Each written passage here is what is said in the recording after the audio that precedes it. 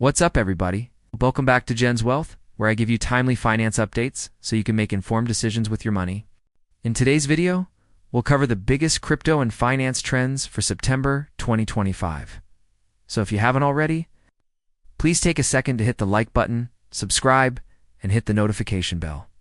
In today's video, we'll discuss the explanation behind Bitcoin's red September, the finance trends you need to know about, and the altcoins that are making big moves this month. So let's jump right in. To start, it's important to know why September is a significant month for Bitcoin.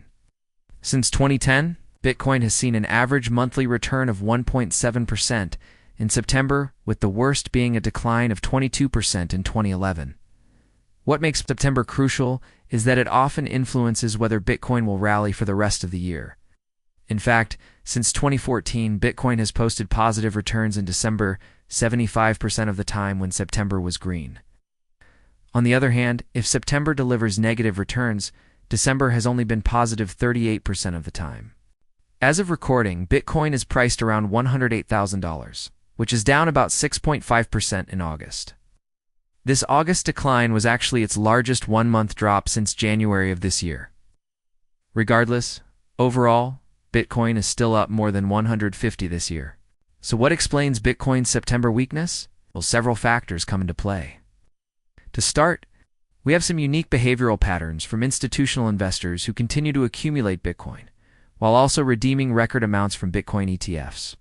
For example, data shows that while large whales continue to buy the dip, many institutional investors have been net sellers of Bitcoin in August. This suggests that institutions are taking profits at current price levels while remaining optimistic about Bitcoin's long-term prospects.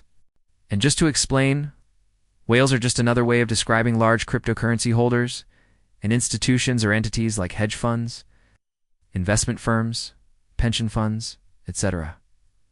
There are lots of reasons why institutions might want to sell some of their Bitcoin. Perhaps they have met their investment goals for this year, or maybe they have rebalanced their portfolios to allocate less towards risk assets like stocks and cryptocurrencies. On the other hand, there is a reason to be concerned when Bitcoin's price goes below $110,000, as this level represents a significant amount of technical support. Technical support refers to the level where buyers are believed to enter the market to take advantage of a lower price. If this support level breaks, however, it could result in a further dip towards the next support level, which is around $95,000. Conversely, if buyers hold strong at the $110,000 level, this could lead to a quick rebound in Bitcoin's price. I think there is a real chance that Bitcoin will either go above $120,000 this month or break through the $110,000 support level and drop down to $95,000. And as you might expect, the decision will likely depend on the broader macro environment. Now, we all know that Bitcoin tends to follow the trend of the broader markets, so it's important to know what to expect from the economy in general. I mean, if there is bad news coming out of the traditional markets, this could drag Bitcoin prices down as well. When we zoom out, we see that September has not been kind to risk assets. Over the last 5 years, the S&P 500 has experienced an average loss of 0.9% in September, while the Nasdaq has had an average loss of 1.3%. Even Bitcoin has seen an average monthly return of negative 2% during September since 2014. To me, there are two main reasons for this.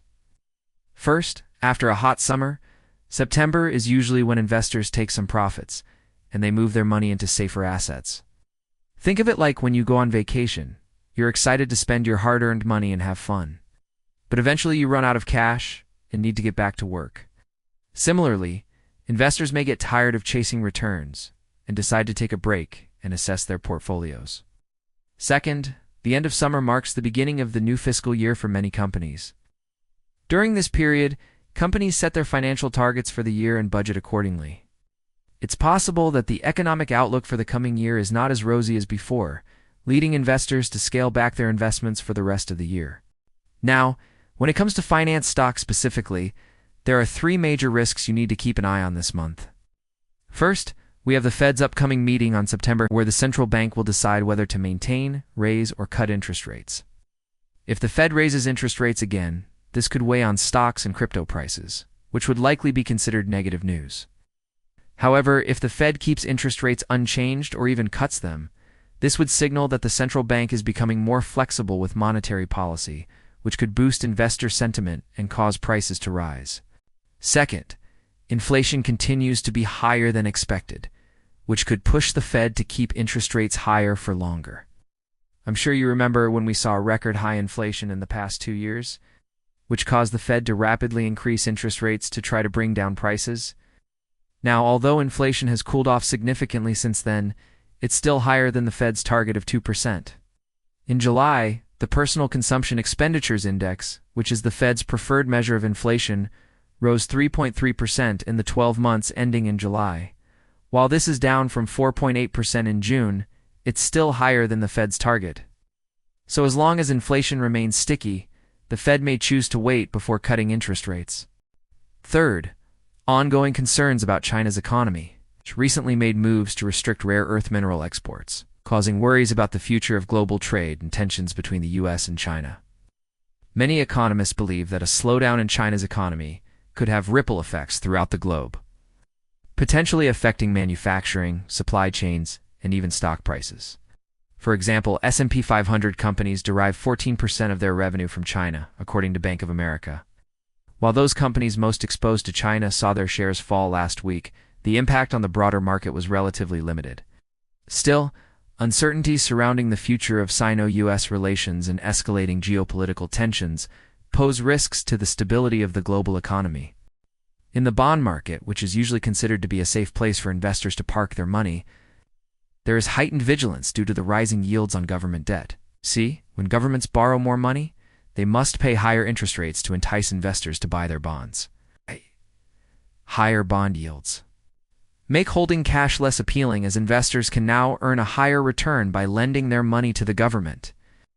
This shift in dynamics often leads to cash being redirected towards bonds, potentially limiting the availability of funds for stock and crypto markets. Additionally, when bond yields increase, it can make borrowing more expensive for both businesses and consumers. This can slow down economic activity and potentially lead to lower corporate earnings and reduced consumer spending, which in turn can affect stock and crypto prices. For example, the UK's 10-year government bond yield has risen to over 4%, the highest level since 2008. Similarly, Germany's 10-year bond yield has increased to almost 3%, the highest level in more than 2 decades. In the US, the 10-year Treasury yield is also on the rise, approaching levels not seen since early 2004. Moreover, governments around the world are borrowing more money. The International Monetary Fund estimates that government debt levels will reach 92% of global GDP this year. This is the highest ratio since World War II, the United States. Japan and the Eurozone together account for 60% of this debt. China's debt has also risen to over 280% of GDP, the highest level in the world. This heavy borrowing adds to the supply of bonds in the market, potentially putting downward pressure on their prices and increasing yields. But the impact doesn't stop there. As bond yields rise, it becomes more expensive for companies to issue new debt. This can make it harder for businesses to raise capital for expansion, research and development, or acquisitions. As a result, companies may rely more on equity financing, such as selling stocks, which can increase volatility in stock markets. Higher bond yields can also impact the value of existing bonds. When new bonds with higher yields come to market, the prices of older bonds with lower yields tend to fall. This can create uncertainty and risk for investors who hold bonds, potentially leading them to sell, which can further impact market stability. All these factors combined add up to a somewhat uncertain outlook for the markets in September. So it's important to stay vigilant and prepared. When it comes to the crypto markets specifically, here are a few trends to keep an eye on. First, we have the biggest altcoin, Ethereum, which is up 160 this year. Unlike Bitcoin, Ethereum has typically performed well in September with an average gain of 5.2% since 2014. Second, we have XRP, which is up 210 this year and is currently going through its highly anticipated case with the SEC. Third, we have Binance Coin, which is up 22 this year and is currently trading at around $850. Fourth, we have Solana, which is up 215 this year and has recently been making headlines for its partnership with Google Cloud. Finally, we have Polkadot, which is up 80 this year and is attracting attention for its technological advancements, including its integration of AI. Other interesting developments include stablecoins such as USDC and PYUSD, seeing record growth in total value, locked as DeFi gains traction and cross-border payments become more popular. Additionally, there is a growing trend of AI integration with Web3 as various protocols and applications incorporate AI features. Finally, there are several key blockchain and crypto events happening in September, including Bitcoin's Taproot upgrade, the launch of the ZK Sync era, a highly anticipated scaling solution for Ethereum, and the WorldCoin ID rollout. These events are likely to shape the sentiment and direction of the crypto markets in the coming weeks. So, in summary, while September typically poses challenges for Bitcoin and risk assets, there is cautious optimism in the air.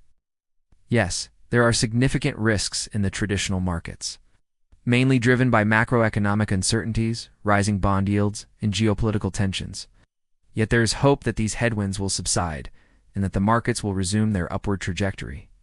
In the world of crypto, exciting developments continue to unfold with institutional adoption, technological advancements, and major blockchain upgrades on the horizon.